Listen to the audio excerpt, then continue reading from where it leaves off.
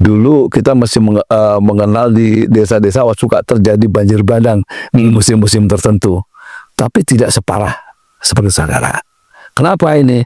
Karena dulu hutan itu juga masih menyerap energi, ya, menyerap energi dari hujan tadi itu. Bukan saja dari ininya, bukan saja dari airnya, limpasannya, anginnya dan sebagainya, ya. Tapi ini menjadi resapan itu menjadi lebih besar ketika hutannya tidak ada, atau berkurang. Gini Mas, kalau pendekatannya kita punya data yang cukupnya dengan pendekatan saintifik, ya, itu kita bisa menentukan, untuk wilayah kabupaten ini, gitu ya, atau das ini, itu batas daya dukungnya sekian, gitu ya.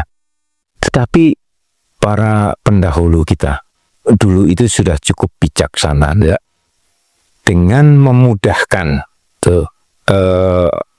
kita berpikir, yaitu dengan membuat aturan ketentuan bahwa untuk setiap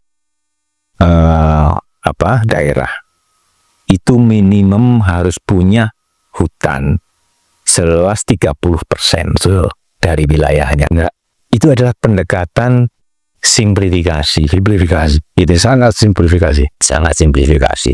Bahkan kemarin kita mendengar obrolan Prof. Chai Asdaq dari Universitas Padjadjaran. Beliau mengatakan 30% itu nggak cukup. Ya, minimum 40%. Suara dari Rimba. Di sini kita tak sekadar bicara tentang pohon dan satwa, tetapi juga tentang politik hijau, ekonomi karbon, konflik lahan, dan masa depan peradaban yang berpihak pada alam. Forest for Life Indonesia mempersembahkan Suara dari Rimba. Satu-satunya kanal podcast yang mengupas seputar dunia kehutanan Indonesia. Pemirsa, jumpa lagi dalam Suara dari Rimba, kanal yang khusus membicarakan hutan, kehutanan, dan kehidupan. Selamat bergabung dalam pembicaraan kami dengan sahabat saya, Mas Wandoyo. Beliau adalah ahli dalam bidang kebijakan, kehutanan, dan perubahan iklim. Satu isu yang sangat menarik untuk kita bicarakan saat ini, karena memang itu adalah problem-problem yang kita hadapin belakangan ini. Mas Wandoyo, ahli kehutanan. Kehutanan, ya, hutan itu adalah sumber daya alam, gitu ya, yang kalau kita ikutin konstitusi, ya, sumber daya alam, sumber daya yang menguasai hidup orang banyak, itu harus dimanfaatkan untuk sebesar-besar kemakmuran rakyat. Nah, persoalannya adalah orang menerjemahkan, memanfaatkan untuk sebesar-besar kemakmuran rakyat ini sangat beragam. Ini betul. Nah, kalau kita kembali dalam konteks hutan, ya, hutan itu punya banyak sekali manfaat. Hutan itu punya banyak sekali fungsi, ya. Bahkan hutan itu bisa kita katakan dia adalah benteng. Hutan itulah yang membentengi kehidupan kita. Kita bisa hidup nyaman, itu adalah karena jasa-jasa hutan. Nah, banyak orang yang sebenarnya tidak mengerti apa sih gunanya hutan. Mungkin Mas Wandoyo bisa kasih pencerahan kepada kita semua. Baik, terima kasih. Ini sebetulnya sangat menggelitik, ya. Pertanyaannya ini sangat menggelitik. Fungsi hutan. Jadi kita harus kembali melihat bahwa hutan itu adalah penyangga kehidupan. Jadi itu, ya, hutan itu adalah life support system. life support system yang mendukung kehidupan apa? Kehidupan di hutannya itu sendiri dan kehidupan di hilirnya setelah dari hutan itu. Jadi kita harus melihat hutan itu juga dilihat dari posisi dia ada di mana. Apakah dia di dataran rendah, dataran tinggi, pegunungan, daerah yang berbukit bergelombang, atau di tanah datar. Jadi ntar mas, sebelum jauh ke sana tadi, saya ingin menyederhanakan istilah hutan penyangga kehidupan. Ya. Mungkin bisa nggak saya sederhanakan ginilah, hutan itu memberi kehidupan, ya, karena kita bisa bedakan kok di hutan itu kehidupan, jumlah kehidupan di sana pasti lebih banyak daripada di luar hutan, gitu. Jadi saya sederhanakan begitu saja mas. Hutan itu memberi kehidupan. Ya, hutan itu adalah kalau disebutkan dia sebagai ibunya untuk kehidupan ini. Tidak hanya kehidupan bagi yang ada di dalamnya, tapi dia juga mempunyai banyak fungsinya. Fungsi dia sebagai sumber makanan, sumber bagi air, mata air dan sebagainya, ya, di dalamnya, dan biodiversity yang ada di dalamnya. Dan itu dinikmati oleh semua orang, dan juga dia penyeimbang lingkungan ini karena ada sistem rantai makanan yang terjadi di dalam hutan itu menyebabkan misalnya serangga, belalang dan lain-lain, dia bisa menjadi mangsa bagi jenis-jenis pemakan serangga. Jenis burung pemakan serangga. Manakala burungnya itu hilang, maka terjadilah ledakan populasi. Ledakan populasi di hutan yang tidak bisa ini, dia akan pergi mencari mangsa lain si belalang ini untuk makanannya. Misalnya masuk ke daerah pertanian. Contoh lainnya, kenapa di sawah kok banyak tikus? Karena ular sawahnya berkurang. Diambil ular sawahnya. Nah, tikusnya berkembang sehingga si prey and predator relationship-nya terganggu. Nah, ini keseimbangnya terganggu sehingga terjadi ledakan tikus, ya, yang biasanya dimangsa ular karena ularnya berkurang, ya. Nah, itulah salah satu fungsi hutan untuk menjaga itu. Misalnya sekarang kenapa ada juga konflik antara mamalia besar dengan manusia. Rombongan gajah lewat ke perumahan, merusak ladang. Gajah mungkin tidak merasa bahwa itu adalah daerah jelajahnya dulu. Nah, ketika dia masuk kembali ke daerah jelajahnya yang sudah berubah menjadi areal pertanian dan areal perumahan, maka dia menganggap, oh, rumah saya kok udah berubah. Ya, dia karena gajah itu selalu makan di dalam setiap perjalanannya, dia makanlah. Iya. Jadi kan gini mas, Tuhan menciptakan bumi dan langit ini dalam keseimbangan. Kan gitu? Betul.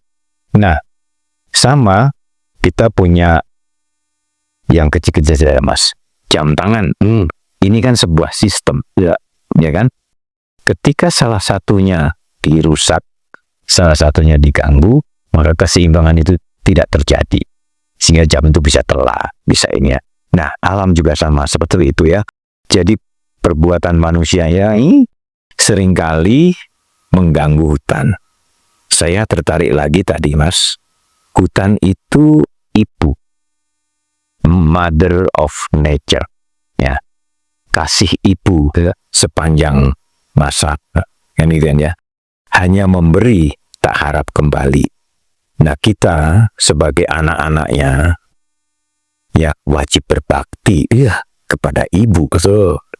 Jadi sama sebenarnya kehidupan kita, hubungan kita antara kita dengan ibu kita, antara kita dengan ibu, mother of the nature. Jadi berbaktilah kepada ibu. Nah, jadi mother nature itu juga pandangan. Ada dua pandangan kontradiktif. Yang pertama adalah ekosentris. ekosentris. Ekosentris ini berpandangan pada keseimbangan sistem secara keseluruhan, dan manusia ada di dalamnya. Manusia menjadi bagiannya. Tapi ada pandangan lain, yaitu antroposentris. Jadi manusia ini sebagai di luar sistem itu, kita yang mengatur itu.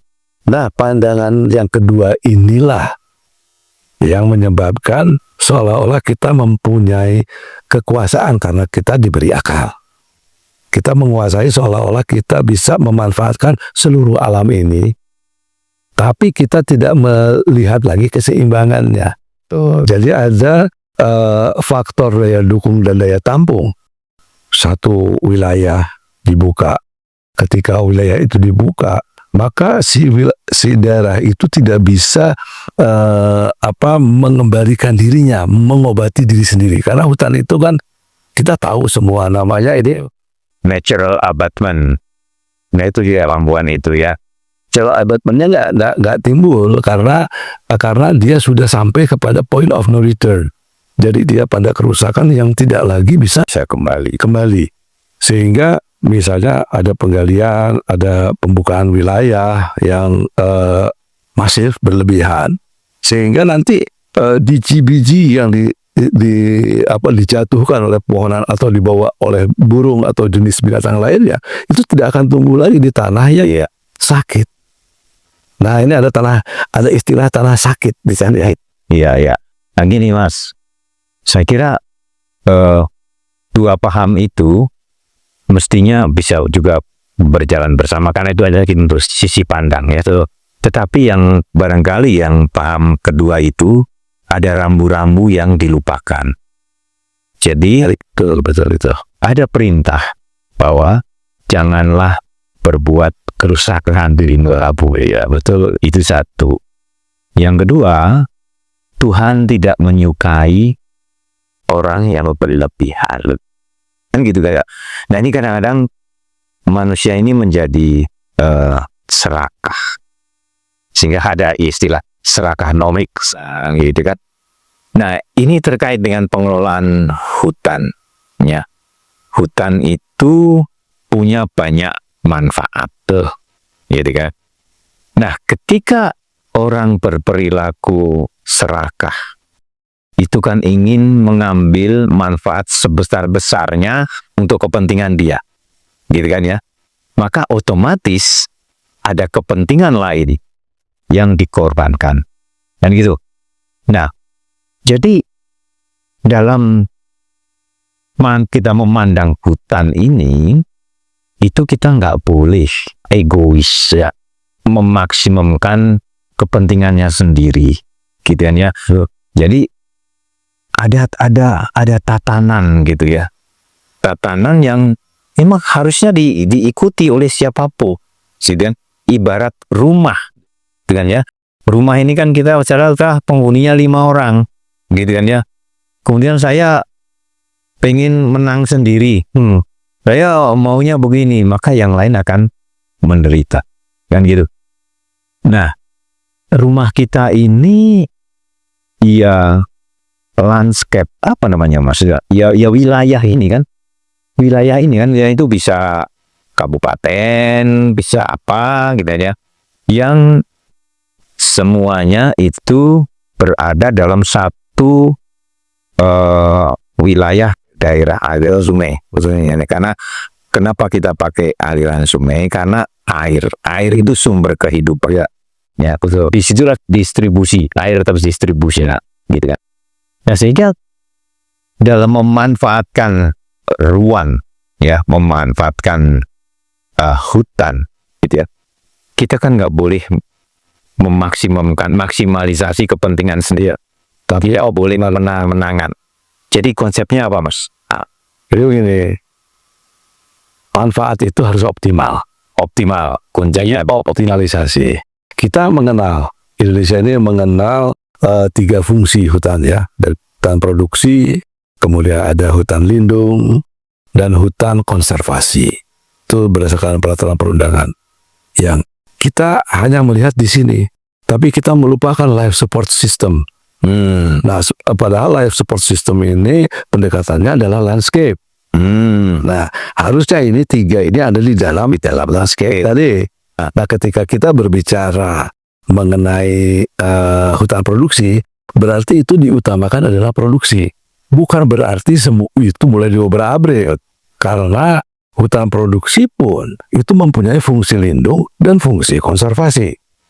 Sama hutan lindung yang diutamakan untuk kepentingan hidrologi dan juga pencegah banjir, erosi, itu juga mempunyai fungsi produksi. Nah, dengan ada pengaturan produksi lindung dan konservasi ini, maka kita harus melihat apa yang bisa dimanfaatkan dari ketiga fungsi ini. Nah, ketika kita waktu itu memberikan konsesi penebangan, maka orang hanya berpikir kayu, sehingga kita mengenal waktu itu ada yang namanya kayu utama, Dipterocarps, sama lesser known species. Oh iya, Lesser known spesiesnya jenis yang belum dikenal di pasaran. Padahal harusnya kita memperlakukan kayu itu sama. Ya kan gitu. Karena kayu, sehingga ada kecenderungan untuk simplifikasi jenis dari hutan-hutan alam kita. Karena hutan-hutan yang pohon-pohon dominan menjadi lebih duluan ditebang. Ya, jadi gini Mas, lesser known species itu ketika kita kaitkan dengan pasar, ini adalah spesies yang belum dihargai di pasar, betul. Jadi nanti kita akan bicara soal ini, bagaimana menghargai, gitu ya. Karena ketika sesuatu tidak dihargai, maka dia akan cenderung dibuang, akan cenderung dirusak. Jadi lesser known species dirusak, betul ya, itu disia-siakan begitu saja gitu. Nah, ini satu konsep lain yang perlu kita bicarakan. Nah, cara kita memanfaatkan ruang tadi itu adalah dengan optimalisasi. Saya dulu salah satu yang ikut merancang undang-undang kehutanan. Di situ kita sudah sampaikan konsep multi usaha kehutanan. Jadi semua hutan itu bisa dimanfaatkan sesuai dengan fungsinya, ya, sesuai dengan fungsi utamanya.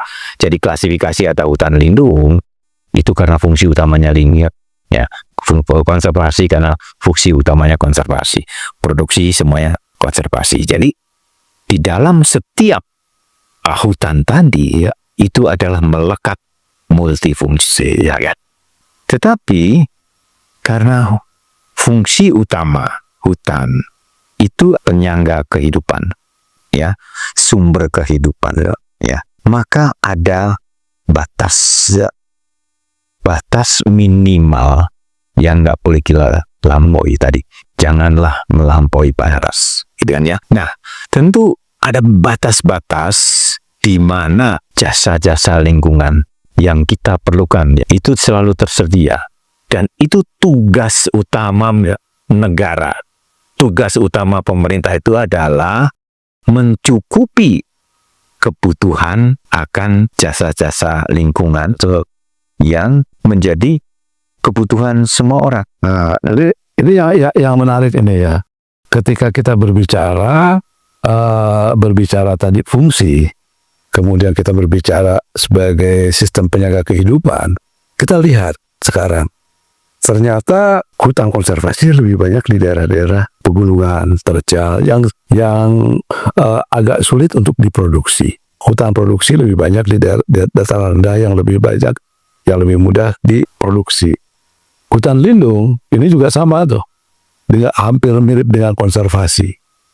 Nah, jadi di daerah-daerah yang terjal, ngarai, lembah ngarai, terus kanan kiri sungai, dan sepadan air, bata air, dan sebagainya, itu hutan lindung atau kawasan lindung.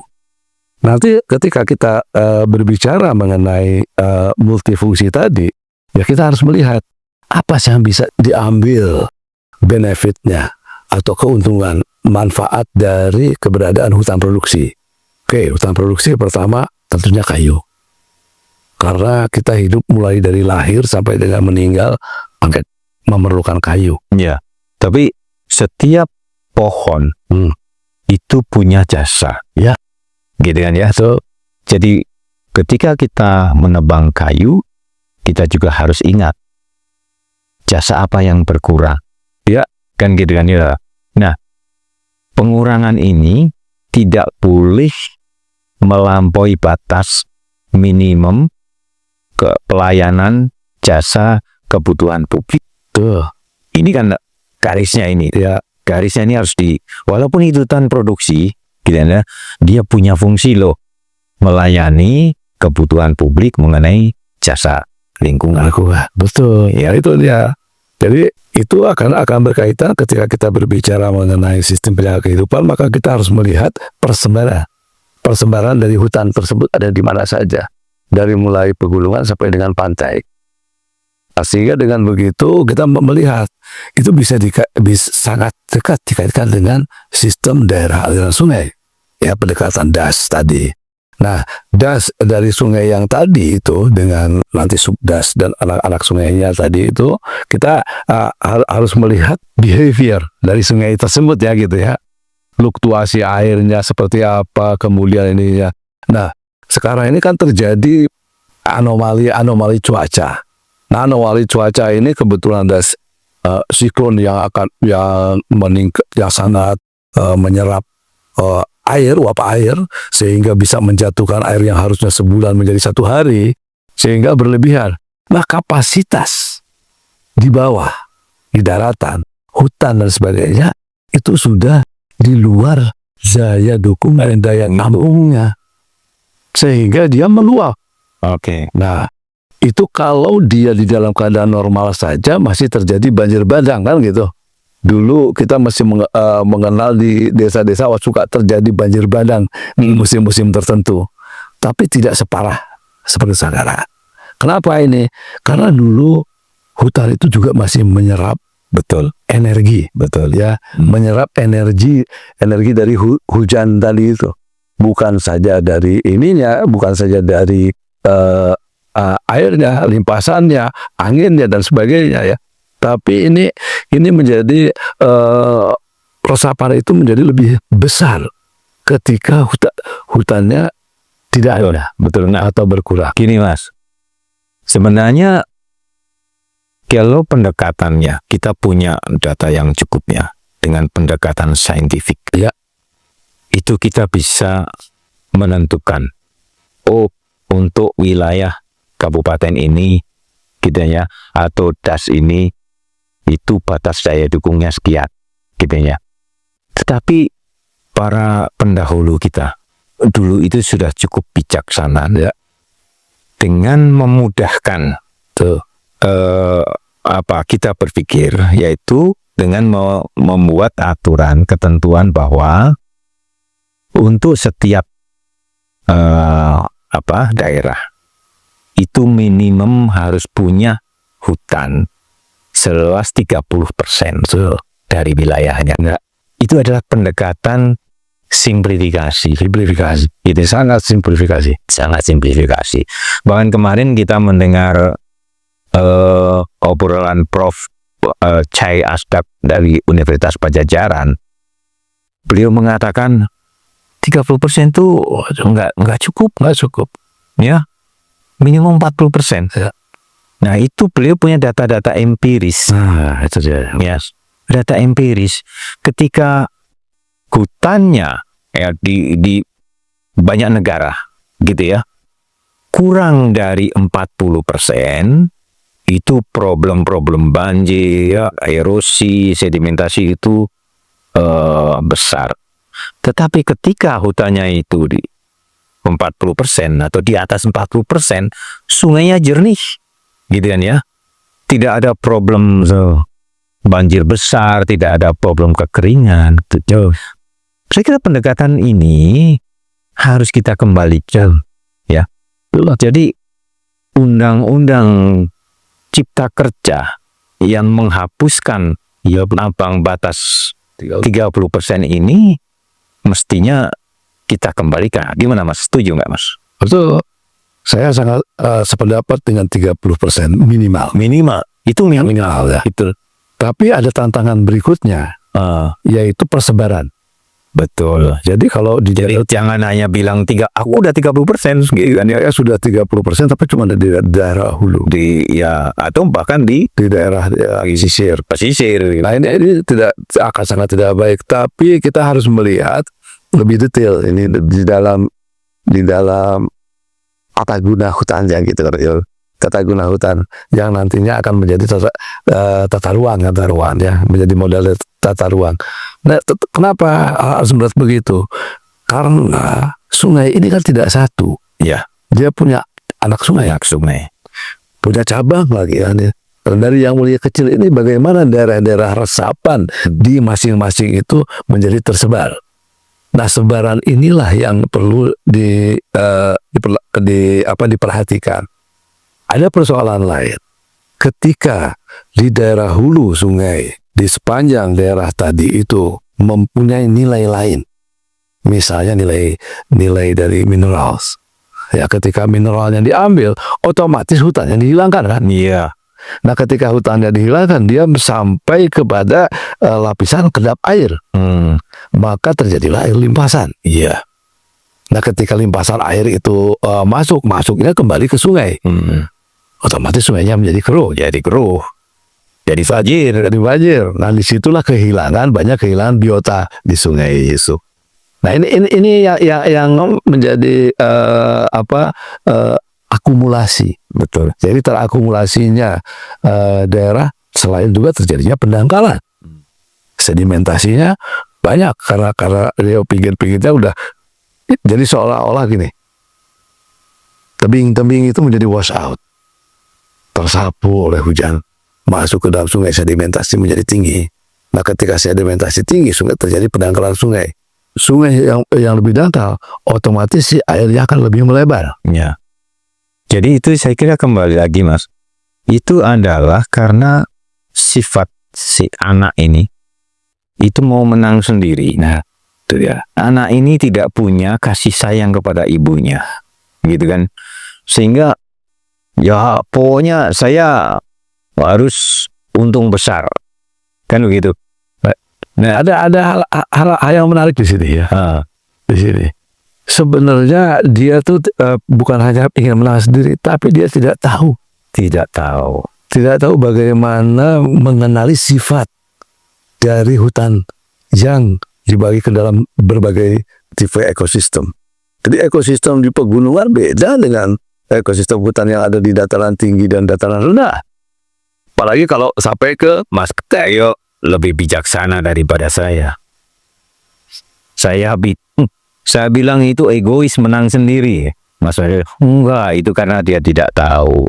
Ya baguslah kita pahamilah gitu mereka yang bisa terjadi karena yang ketidaktahuan itu bisa menyebabkan keserakahan. Itu sangat mungkin.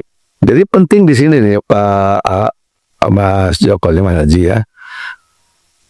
Kita mendefinisikan kembali lah. Sekarang kita sudah mendefinisikan hutan produksi dengan kriterianya seperti ini, hutan lindung kriteria seperti ini, ya hutan konservasi. Tapi kita tidak mendefinisikan sistem penyangga kehidupan. Betul. Nah, sistem penyangga kehidupan ini pendekatannya mau di mana? Apakah mengikuti DAS, landscape, nah itu kan. Nah ini yang menurut saya ini akan baik kalau di dalam perbaikan nanti undang-undang berikutnya dalam peraturan itu kita definisikan sehingga pendekatan landscape dan pendekatan life support system itu menjadi basis bagi persebaran mana hutan yang harus dipertahankan. Jadi dipertahankan bukan hanya sebagai hutan konservasi atau hutan lindung, tapi dia sesuai dengan fungsinya sehingga dia tetap bisa memproduksi. Karena hutan harus diproduksi. Hutan itu kalau tidak diproduksi dia akan mencapai titik kulminasi atas dari produksinya. Maka dia ya menjadi sesuatu yang udah tua, yang sudah tua, tidak produktif. Iya. Nah, makanya ada hewan besar yang namanya gajah itu membuat cebli atau rumpang di setiap hutan dia tabrak supaya terjadi kehidupan regenerasi. Nah ini dinamika ekosistem yang perlu kira-kira difahami secara lebih benar gitu kan ya. Iya.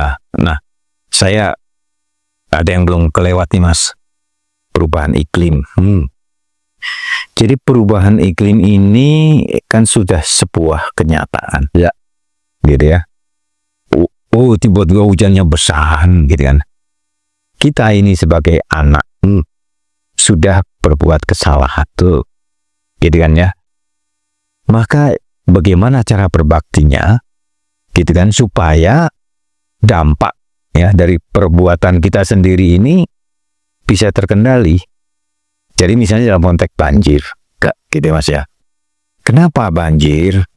Ya karena kita menutup tanah, kita bangun rumah, kita bangun jalan, kita beton jalan, sehingga air mengalir begitu saja. Nah, sehingga bumi kita itu kehausan, ibaratnya gitu kan ya, meresap air, tidak meresap air. Jadi saya kira ada kok cara-cara mudah gitu ya, supaya setiap orang itu sebagai anak itu berbakti kembali kepada Ibu Pertiwi. Kalau kamu sudah nutup tanah, ya bikinlah resapan ya.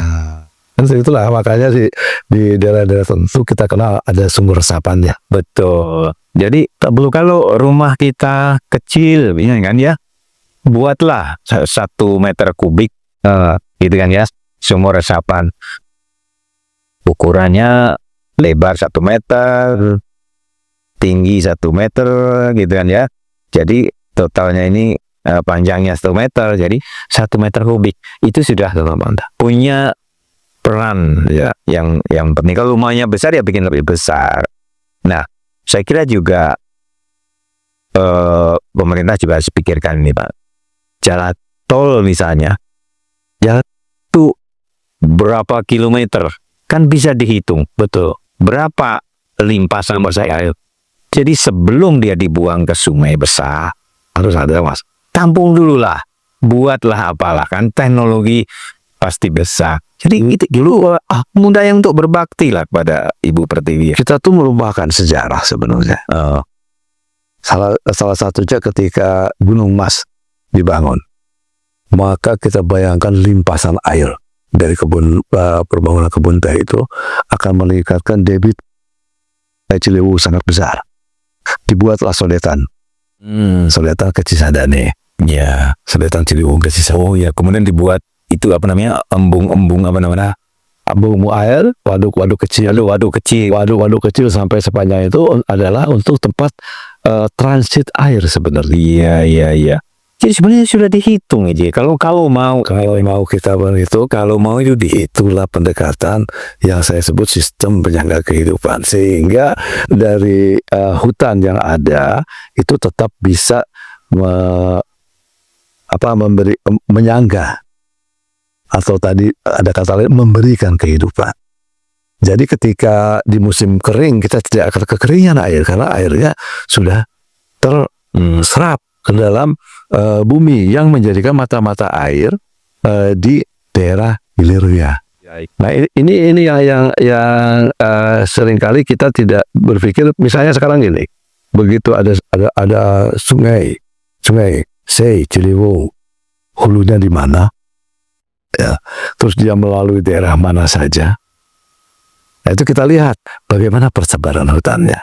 Itu pernah kita bicarakan dulu. Tapi ya memang ini perlu didefinisikan sehingga aturannya menjadi lebih cepat. Sehingga bukan hanya gini, kalau hutan lebat yang tidak tersentuh oleh manusia atau virgin forest itu kan ya, virgin forest yang dia tidak produktif. Baik dari sisi climate change, dia tidak banyak lagi menyerap karbon karena pembuahannya kecil. Ya, jadi harus tetap dimanfaatkan. Harus dimanfaatkan. Hanya pemanfaatnya seperti apa? Sehingga dulu itu ada kuota tebang lah, jatah tebangan tahunan yang annual allowable cut katanya gitu kan ya. Nah itu juga harus dilihat kan allowable cut itu jenisnya apa. Karena kita harus tahu dulu jenis yang ada di sana dominasinya oleh jenis apa. Baru kita bisa mengambil berapa dari situ. Ya. Gini Mas, ini perubahan iklim ini kita perlu tindakan cepat. Ya. Gitu ya. Jadi kita sebagai rakyatnya itu ya kalau kita kepada siapa lagi kalau bukan kepada pemerintah kita ya. Kalau kita minta kepada pemerintah, kalau minta dianggap terlalu kasar, memohon kepada pemerintah ya. Jadi siapapun ya yang sudah membuat tanah ini tertutup ya, apakah itu karena bangun jalan atau bangun perumahan, hitunglah berapa ya kan limpasan air ya yang ditimbulkan akibat ulahnya itu, sehingga lakukanlah tindakan gitu ya untuk mencegah banjir. Karena yang namanya konservasi tanah dan air itu kan ada dua, dengan cara vegetatif atau dengan teknik sipil. Kalau dua-duanya ditempuh sangat bagus ya. Tapi kalau tidak, minimal ya teknik sipil. Jadi buat sesuatu yang bisa mengembalikan air itu ke dalam bumi, jadi tidak langsung dibuang diinjek ke laut. Nah itu saya kira kita tidak berlebihan ya untuk meminta kepada pemerintah. Makanya gini, evaluasi terhadap pengelolaan hutan dia menjadi penting. Jadi evaluasi pengelolaan hutan itu seperti apa? Apa betul hutan itu sudah dikelola sekarang ini kan? Kita harus mau, atau jangan-jangan kita itu baru bisa memanfaatkan hutan saja dan menjaga hutan di wilayah konservasi. Itu aja kan yang baru kita ini kan. Di konservasi pun kita masih belum cukup menjaganya ya. Nah ini dengan berbagai keterbatasan. Nah oleh karena itu kembali kita bagaimana mengelola, bagaimana memanfaatkan hutan itu akan menjadi penting, bukan hanya melalui nantinya serentet aturan, tapi harus melakukan aksi yang benar di lapangan. Misalnya sekarang dengan adanya KPH, sekarang KPH ini apakah benar-benar sudah berfungsi atau belum sebagai pengelola loh, ya bukan sebagai penjaga. Kalau jagain hutan terus dia nggak berani sama pencurinya, ya lepas lah. Ya gitu. Nah itu Mas, KPH itu kan kadang-kadang di pengertiannya dibuat terlalu sempit ya kan. Padahal yang namanya mengelola hutan itu adalah visi jangka panjang ya. Bisa dibayangkan Mas, ini ada biji ya, biji yang ukurannya berapa mili ini kan. Ini harus kita urus ya hingga dia tumbuh menjadi pohon besar. Ini butuh waktu lama gitu ya. Sehingga diperlukan tempat ya, tumbuh itu yang permanen. Nah, jadi KPH itu memang harus jadi tempat tumbuh yang permanen. Ya. Jadi jangan kemudian orang sudah mengelola hutan dengan baik, sudah membesarkan biji tadi dengan baik, tiba-tiba diubah, diganti untuk kepentingan lain, maka rusaklah ya, sistem itu. Tapi saya kembali lagi ke tadi Mas, bahwa kita harus berpandangan optimalisasi ya, karena optimum itu adalah keseimbangan gitu kan ya. Nah untuk mengoptimalkan ya, kita berpikir tentang modeling nih Mas, maka semua variabel, semua manfaat-manfaat itu harus bisa diukur, ya, gitu kan ya. Jadi harus punya informasi itu, ya. Nah, yang punya kewajiban ini itu adalah pemerintah, ya, gitu kan ya. Karena apa? Kita tidak bisa menyerahkan itu hanya kepada perusahaan. Karena perusahaan kepentingannya adalah berbeda. Dia berbeda. Dia hanya ingin mengetahui misalnya nilai pohonnya, kan gitu kan ya. Nah, sebaliknya masyarakat, ya, masyarakat itu juga punya pengetahuan loh. Tuh. Di sana mata air, ya kan? Oh, itu pohon itu buat obat loh. Nah, ini kan juga ada pengetahuannya. Nah, justru yang saya kira minim pengetahuannya itu adalah pemerintah, ya. Pemerintah mengandalkan perusahaan untuk mendapatkan data potensi hutan misalnya, ya. Pemerintah tidak punya informasi atau data mengenai jasa. Jasanya apa aja? Berapa banyak? Berapa nilainya? Nah, ini kalaupun ada, mungkin beberapa saintis, ya, beberapa research dia punya, ya, yang tersebar sebagian, tapi gini, ada pendekatan itu tidak digunakan dalam proses pengambilan keputusan. Jadi saya kira pemerintah harus investasi, ya. Pertama, investasi harus bisa memiliki data. Jadi diberi nilai, gitu kan ya. Semua jasa lingkungan, semua produk hasil hutan ini diberi nilai. Setelah itu ada nilainya, maka kita bisa mainkan ini modeling. Hingga ketemulah yang namanya manajemen yang optimal tadi, gitu kan. Jadi Pareto efisien kayak itu terjadi, gitu. Nah, ketika negara tidak punya informasi, tidak cukup informasi, maka negara itu sendiri menilai bahwa hutan itu rendah, ya kan? Dan ini terbukti, ya, di dalam statistik yang dibuat oleh negara, ya, itu kontribusi kehutanan itu 0,7%, boleh di bawah 1%, itu sangat kecil, tuh, ya. Kemudian juga direfleksikan lagi di dalam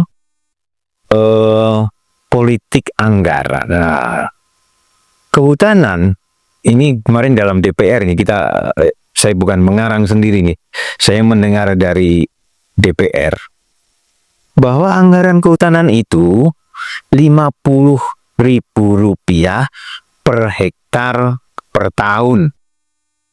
Ya, masa ngurus hutan dikasih ongkos buat beli kerupuk? Bagaimana bisa? Jadi karena negara sendiri, ya, negara itu tidak menghargai hutan secara cukup gitu. Jadi investasi lah, gitu kan. Ada dua hal ya sebelum investasi gini. Yang pertama adalah kita perlu melihat hutan itu dengan total economic value, Jadi bukan hanya nilai kayunya, tapi nilai jasanya, yes, ya, nilai jasanya dia, dan nilai heritage, warisan. Karena kan orang bilang katanya gini, kita ini diberi alam ini adalah titipan dari anak cucu kita. Itu makanya ada heritage value. Nah, heritage value inilah yang perlu kita kembangkan sehingga pemerintah itu bisa, atau negara itu bisa lebih menghargai keberadaan hutan. Nah, sekarang terbukti nih dengan adanya terjadi banyak bencana ini, terbukti betapa besar nilai hutan itu. Karena selama ini disingkirkan, nah, hutan alam menjawabnya dengan bencana, yang menurut kita bencana. Kalau hutan mungkin mengalirkan begitu saja, itu memang sudah terjadi, mengembalikan keserakahan kita. Nah, satu total economic value. Yang kedua mengenai anggaran, dengan adanya pemahaman yang lebih terhadap manfaat keberadaan, jadi existent value. Ya, existence value ini berbeda dengan heritage value. Kalau heritage nanti diturunkan, kalau existence itu sekarang keberadaannya hutan ini yang perlu dinilai sekarang ini. Nah, kita bisa menilai dengan kerugian yang terjadi gitu, ya, dengan kerugian yang terjadi. Nah, itu harusnya menjadi bahkan kira-kira kalau kita mau mengelola hutan apa saja sih? Tadi Bang Haji sudah menyampaikan kita perlu mendapatkan informasi. Apa informasi yang kita punya? Mungkin kita hanya tahu informasi mengenai kayu standing stock, ya kan? Luas dan standing stock. Nah, ini juga yang ya jadi sangat terbatas, sangat minimal informasi yang cukup untuk memberikan penghargaan kepada hutan dan manfaatnya. Nah, itu menjadi sehingga ketika kita berbicara mengenai multi usaha kehutanan, kita hanya berpikir hutan itu adalah kayu dan yang usaha lainnya itu adalah usaha lain yang bukan kehutanan. Seharusnya multi usaha kehutanan itu adalah dari multifungsi hutan itu, pendekatannya dari situ. Ya. Jadi tidak berlebihan kalau kita mengatakan bahwa sebenarnya negara tidak tahu, tidak punya informasi yang cukup, ya. Karena tidak punya informasi yang cukup, maka dia tidak bisa menghargai, ya. Gitu kan? Nah, sekarang kayak gini aja. Misalnya begini. Ketika kita masuk ke dalam sisi konservasi. Konservasi sebutlah mamalia besar. Dibatasi saja mamalia besar. Ada beberapa mamalia besar masuk ke dalam endangered list species dari CITES. Maka kita harusnya kan memberikan proteksi atau pengelolaan terbaik untuk endangered list species tadi. Ya. Misalnya sekarang gini, ada harimau, ada badak, ada gajah, ada tapir yang besar-besar, ada banteng. Ini yang flagship species tadi itu kita perlu dikenali, ya. Sehingga daerah-daerah ini tidak terfragmentasi. Ketika daerah itu terfragmentasi, maka daerah jelajah itu terpotong. Ketika dia terpotong, maka dia akan memperpendek daerah jelajahnya. Ketika daerah jelajahnya diperpendek, maka ketika kembali ke tempat asalnya, itu belum cukup alam untuk mengembalikan dirinya. Jadi kembali lagi itu, Mas. Kenapa itu terjadi? Karena ketidaktahuan. Kan gitu. Nah, jadi saya bisa membayangkan, ya, bahwa karena kompetensi itu kan dasarnya pengetahuan. Tuh. Jadi ketika lembaga yang mengurus hutan ini pengetahuannya tidak cukup, maka bisa saya katakan dia tidak kompeten. Informasinya, ya kan, tidak cukup. Sehingga tidak kompeten untuk menjalankan fungsi secara komprehensif. Kan gitu kan, ya. Nah, oleh karena itu, ya, sangat dibutuhkan meningkatkan kompetensi dari lembaga, ya. Dengan apa? Dengan menggali informasi, dengan membuat valuation, ya, total economic valuation, gitu kan? Ya, persisnya itu, ya, Ustaz. Baru di situ nanti kita bisa bicara, ya, bahwa ini hutan nilainya besar loh, gitu kan? Ini bukan hanya omong kosong, Mas, ya. Kita lihat saja, saya punya data nih, Mas. Tahun 2021, ya, ekspor produk kayu Kanada itu, ya, lebih dari 30 miliar dolar. Dan itu sudah berlangsung lama, gitu kan? Jangankan Kanada, Jerman, kita tahu, Jerman kan tidak terlalu besar, ya. Itu ekspor produk kayunya itu di atas 25 miliar dolar per tahun. Dan itu terus berlangsung. Kita pernah juga menjaya Hutannya tetap sustainable. Iya, mereka hutannya tetap sustainable. Ya, kita pernah berjaya kehutanan itu menjadi penghasil devisa terbesar kedua setelah minyak, ya kan? Tetapi karena ketidaktahuan tadi, ya, sehingga aset yang demikian besar tadi tidak dinilai. Karena gini, kita tidak tahu apa yang kita punya. Itu dia. Jadi ketidaktahuan itu menyebabkan inkompetensi. Sehingga kita percaya saja kata orang, Pak, Bapak tuh punyanya sekian loh. Gitu. Iya, jadi ini inkompetensi secara kelembagaan tuh, ya. Jadi lembaga ini bikinlah kompeten, lakukanlah menggali informasi, lakukanlah investasi untuk membuat lembaga ini mampu, ya, gitu kan? Tuh, mampu mengenali siapa dirinya. Tuh. Nah, lembaga ini harus permanen. Nah, jadi KPH inilah yang kita harapkan sebagai lembaga yang permanen, sehingga dia akan tahu ini ada daun jatuh itu jatuhnya di mana. Ada biji yang semai. Nggak tahu, ada hal lain, ada satu hal yang ingin saya juga sampaikan, bahwa pengelolaan hutan itu selalu in part planning. Jadi hanya ke dalam. Harusnya kita melihat juga selain ke dalam hutannya, kita harus melihat masyarakatnya seperti apa keluarnya. Sehingga tidak hanya pendekatan ekologi, tapi juga ada pendekatan sosial, Ya. dan tentunya ekonomi dari situ. Sehingga masyarakat merasakan manfaat dari keberadaan hutan ini apa sih, gitu kan ya. Masyarakat juga dilibatkan di dalam upaya pengelolaan hutan secara lebih baik itu. Jadi dia menjadi inklusif, tidak eksklusif. Jadi masyarakat mengenali bahwa betul ini ada hutan yang perlu kita jaga bersama-sama. Demi apa? Demi nanti mencegah terjadinya longsor, banjir, dan sebagainya kan. Nah, pemahaman itu sudah berkembang tapi hanya sporadik sekarang ini. Misalnya sekarang ada jasa wisata.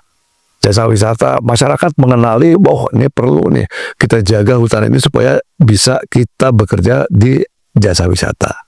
Kemudian yang kedua, perlu nih kita jaga supaya air yang mengalir ke rumah-rumah kita ini tetap terjaga. Ya. Jadi ini Mas, orang ya yang mengelola hutan itu kan salah satu dari anaknya ibu, ya kan? Sementara ibu punya anak-anak yang lain, gitu kan ya? Nah, sehingga yang merawat ibu ini, ia harus pikirkan juga ini anak ibu yang lain-lain. Sederhananya seperti itu kan. Jadi jangan kemudian berpikir hanya ke dalam, tapi pikirkan juga yang lain. Jadi gini, tidak bisa kehutanan itu eksklusif kehutanan berpikir, tapi harus berpikir sektor lain juga. Jadi semua sektor ini integrated planning untuk satu wilayah itu menjadi sangat penting. Ya. Jadi nanti ya kita terlihat di mana sih daerah yang ada daerah wilayah tambang, wilayah daerah jalan, terus daerah pelabuhan di mana, sehingga pelabuhan ini juga pendangkalannya menjadi minimal nanti gitu kan ya. Ya, banyak hal yang bisa dilihat tuh ketika kita melihat satu hamparan menjadi satu landscape, bukan landscape hanya kecil dari gunung sampai pantai saja, tapi kita melihat wilayah ini dan harus dilihat juga wilayah administrasi, karena di situ kewenangan adanya. Jadi ketika kewenangan itu ada, maka pendekatan tata ruang itu menjadi sangat optimalisasi itu bisa dilakukan di situ. Ya, Mas, kemarin itu ya baru rame nih, ada RDP DPR RI dengan Menteri Kehutanan, gitu ya. Kita melihat nuansanya itu seperti ada kegeraman para wakil rakyat ini ya, karena banjir dan segala macam gitu ya.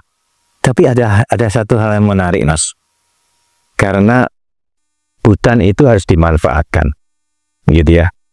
Nah, salah satu keputusan dari RDP itu putusan butir 6. Butir 6 itu keras, Mas. Keras menurut saya. Dan itu secara sepintas itu kita mendukung seolah itu benar gitu. Tapi itu harus kita dalami. Ya. Butir 6 itu apa sih?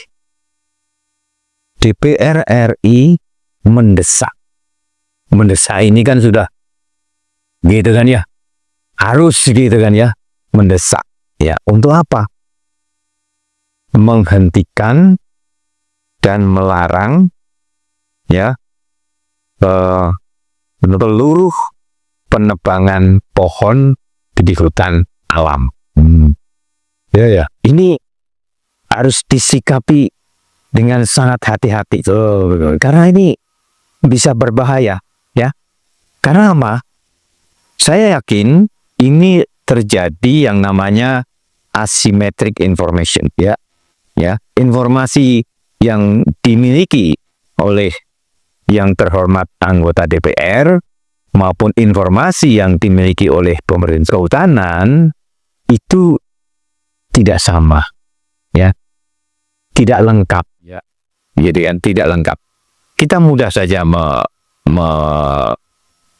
kalau kita pentakannya anatominya ya, penebangan pohon di hutan alam itu ada yang dilakukan secara ilegal, ya kan? Kalau yang namanya ilegal, ya pasti tidak ada manajemen terukur, ya kan? Tidak terukur, tidak terus, tidak teratur, tidak ada manajemen. Yang kedua adalah konversi ilegal, ya kan? Ada yang mengkonversi entah besar entah kecil, tapi ilegal. Itu juga menebang pohon. Yang ketiga itu adalah konversi legal, ya, konversi hutan untuk mendukung program pemerintah itu legal, ya. Dan yang ketiga itu adalah penebangan dalam konteks pengelolaan hutan lestari, ya. Nah, tapi statement keputusan dari DPR itu begitu mengeneralisasi, ya, pokoknya larang semua tebang pohon. Nah, ini kan harus disikapi dengan benar nih. Saya melihat begini, mungkin pada saat sekarang, ya, pada saat kegeraman itu terjadi atau kondisi emosi sedang tinggi, mungkin akan baik ini ya, menjadi pemicu nantinya, pemicu untuk kita melakukan reevaluasi terhadap semua kegiatan ini. Introspeksi, stop dulu, jeda balak. Jeda balak ini akan juga memberikan nafas kepada alam, kepada hutan untuk bertumbuh. Nah, begitu jeda balak ini kan tidak hanya menyangkut kehutanan sebenarnya, Ya, tapi juga menyangkut sektor lain. Ketika orang akan memasang misalnya sutet, misalnya saluran udara tegangan tinggi dari ini, kan itu menebang pohon juga. Ini kita melihat secara hati-hati. Oke, pada saat ini jeda dulu, tebak. Let's kita lakukan lagi. Mana baru kita dalami. Pilih bagaimana penerapan sustainable forest management atau harvesting, sustainable forest harvesting mestinya gitu ya. Bagaimana kita memanen hutan itu secara benar. Itu yang harus dilihat kembali. Kemudian dua adalah penegakan hukum terhadap tadi yang ilegal tadi ya. Karena yang ilegal ini tidak terukur. Manakala kita melakukan penebangan, terjadilah dulu saya pernah menyampaikan bahwa sebenarnya kalau Indonesia once dia kawasan hutan, dia akan tetap menjadi hutan. Jadi ketika dia ditebang, itu hanya temporary unstock. Jadi temporary unstock itu karena dia akan ditanam lagi. Nah itu kan, ditanam lagi. Nah, persoalannya sekarang ini dilakukan tidak. itu temporary unstock tadi, kemudian menjadi restocking ya, restocking terhadap pohon tadi. Nah, ini dilakukan dengan berbagai cara sistem silvikultur nantinya untuk di kehutanan. Nah, ini yang nantinya kita pilah, kita dalami bagaimana melakukan penebangan yang secara benar. Ini yang dilakukan secara benar. Yang belum benar berarti kan ada dua hal nih. Satu, pengawasan, yang kedua penegakan hukum. Yang perlu lebih didorong deh untuk praktek-praktek kehutanan. Nah, ini sehingga tercegah tadi yang ilegal tadi. Misalnya perambahan hutan untuk kepentingan lain yang tidak jelas ya gitu. Perambahan hutan untuk yang tidak, sehingga kalau namanya perambahan hutan kan tidak terukur. Ya. Hutan itu masih bisa lestari atau tidak? Ya, saya setuju. Yang ilegal ini ya haruslah segera diperangi. Nah, sekarang yang konversi legal. Ya. Konversi legal juga mulai sekarang saya kira sebaiknya difikirkan juga. Itu fungsi ekologi yang hilang, fungsi hidrologi yang hilang. Atau tidak akan kembali. Ya, itu lakukanlah mitigasinya. Kan gitu kan ya. Lakukan mitigasi. Jadi jangan buka saja gitu ya. Tanpa dihitung gitu ya. Dampak hidrologinya kan gitu kan ya. Hidroorologi, hidrometeorologi itu ini yang perlu dihitung karena gini, kita boleh tapi subject to. Boleh dilakukan A, tapi kita harus melakukan B, C, D. Nah, itu karena gitu kan ya. Ya, karena ketika berhubungan dengan alam itu selalu ada trade off. Ya. Gitu kan. Nah, inilah yang harus diganti ya. Gitu kan dengan mitigasi itu ya. Satu terakhir nih Mas, kita udah ngobrolnya banyak ini, kopinya udah mulai dingin juga. Mulai dingin juga kan gitu kan ya. Tadi kita sudah melihat bahwa kompetensi lembaga itu kurang. Karena apa? Tidak cukup informasi. Gitu kan? Saya belum lama ini baca teori The Dap Riot. Itu tahun 2002 itu ya. Itu oleh Delroy dan Kevin. Nah, di dalam teori itu intinya kan gini. Dia mempertanyakan mengapa orang-orang yang tidak kompeten itu bisa memegang pimpinan tertinggi. Karirnya itu mulus sampai tingkat yang tinggi. The Dap Riot dengan ya 3 serangkai kegelapan. Nah, yaitu orang yang mempunyai 3 karakteristik. Satu adalah dia punya overconfidence, superior, gitu kan ya, superior dan suka dipuji, narsistik. Itu satu sifat narsistik. Ada sifat narsistik ini apa?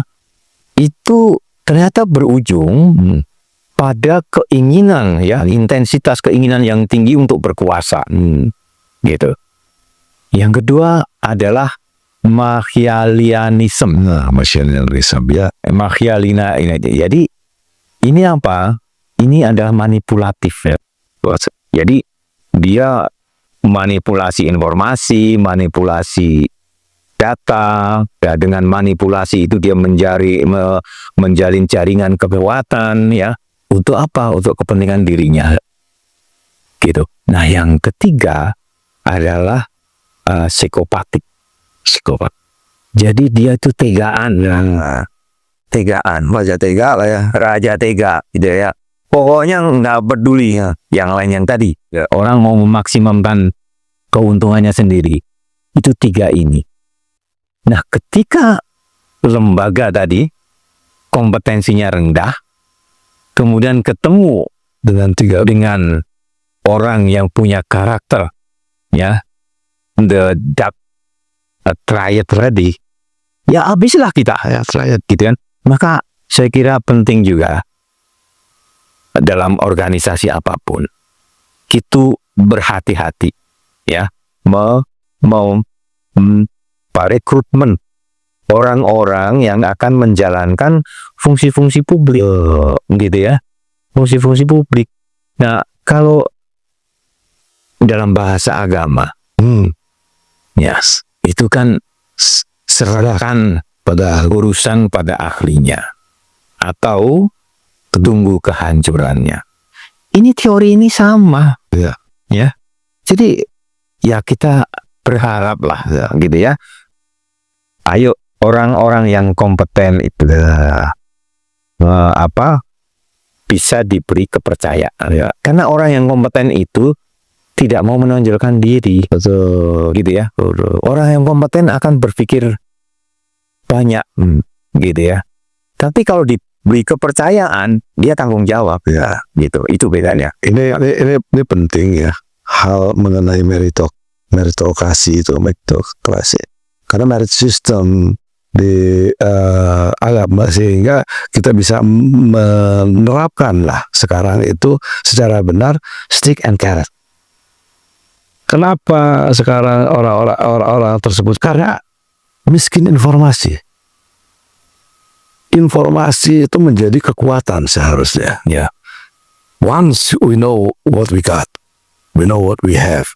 Kita bisa melakukan dengan apa yang modal yang kita punya. Nah, persoalan di banyak bidang, banyak tempat ini adalah kita tidak tahu apa yang kita punya. Ya, sehingga ketika kita bawa anak kita ke toko mainan, dia mau semuanya. Dia tidak tahu bapaknya punya duit berapa. Nah itu kan. Nah ini yang penting. Berapa duit bapaknya itu batas ekologi. Ya itu tadi. Jadi batas yang tidak boleh terlampaui. Batas yang tidak boleh. Itu menjadi hal yang penting ketika tadi mengenai konversi di dalam satu hamparan ini, berapa sih yang bisa dikonversi untuk kepentingan lain sehingga dia masih tetap bisa menjaga keseimbangan sebagai life support system, baik itu hutan produksi, hutan lindung maupun hutan konservasi. Jadi kelihatan itu. Nah, dengan tadi informasi yang lebih lengkap, kita bisa memberikan keputusan yang lebih baik tentunya. Sehingga tercegahlah tadi yang dark riot itu tadi. Dark riot ini bisa orang akan melihat. Nah, dia kan ngapain narsis gitu kan ya. Narsis seperti itu, informasinya terbuka. Nah, hal yang lebih penting lagi adalah transparansi. Yes. Kita tuh tahu apa yang kita kerjakan. Dulu saya sering dikritik juga, sibuknya bukan main tapi nggak ada orang yang tahu sibuk apaan. Jadi transparansi itu akan menghilangkan problem asimetrik informasi. Jadi keputusan akhirnya bisa dibuat dengan lebih baik. Nah, Mas, kita bisa ngobrol sampai besok pagi itu, tapi waktu kita terbatas ya. Jadi tadi kita belajar banyak hal ya. Yang pertama, bahwa hutan itu multifungsi. Dia punya banyak manfaat loh. Dan manfaat yang dihasilkan oleh hutan itu adalah kebutuhan publik dia. Kebutuhan yang diperlukan untuk memenuhi hajat itu orang banyak. Karena hutan baru dilihat sebagai nilai ekonominya kayu. Betul. Fungsinya tadi kita baru melihat dengan kerugian yang terjadi. Iya. Nah itu kan. Itu salah satunya. Jadi pemerintah itu punya tanggung jawab memenuhi kebutuhan layanan publik. Ya, dalam hal ini adalah layanan jasa lingkungan. Itu tugas yang harus dikerjakan. Nah, mengelola hutan, mengelola ruang itu jangan lagi menang-menangan. Ya. alam kita itu sudah mendekati batas daya dukung, betul, gitu ya. Maka setiap orang harus berpikir optimalisasi, ya, gitu ya. Nah, untuk bisa mengoptimalisasi harus punya pengetahuan yang cukup, gitu ya. Jadi lembaga yang mengurus kehutanan, ya, termasuk lembaga yang lain juga ya, dia harus mau membuat dirinya mengetahui apa yang tentang dirinya. Jadi diperlukan investasi yang besar supaya bisa mengetahui yang namanya jasa lingkungan itu apa, berapa banyaknya, di mana, berapa nilainya. Dari situ baru optimasi bisa dilakukan tuh. Nah, kompetensi lembaga satu hal yang penting, kompetensi orang-orang yang menjalankannya juga penting. Jadi jangan sampai ada dedak trial and dia tiga serangai yang gelap gitu. Saya kira kita akhiri obrolan kita, Mas Wandoyo. Terima kasih banyak. Ini menjadi pelajaran buat kita semua. Dan pemirsa, terima kasih sudah mengikuti obrolan kita. Semoga ini menjadi inspirasi, menjadi pandangan baru kita. Bagaimana kita sebagai anak dari Ibu Pertiwi berbakti kepada Ibu, the mother of the nature. Terima kasih. Salam lestari. Suara dari Rimba. Di sini, kita tak sekadar bicara tentang pohon dan satwa, tetapi juga tentang politik hijau, ekonomi karbon, konflik lahan, dan masa depan peradaban yang berpihak pada alam. Forest for Life Indonesia mempersembahkan Suara dari Rimba.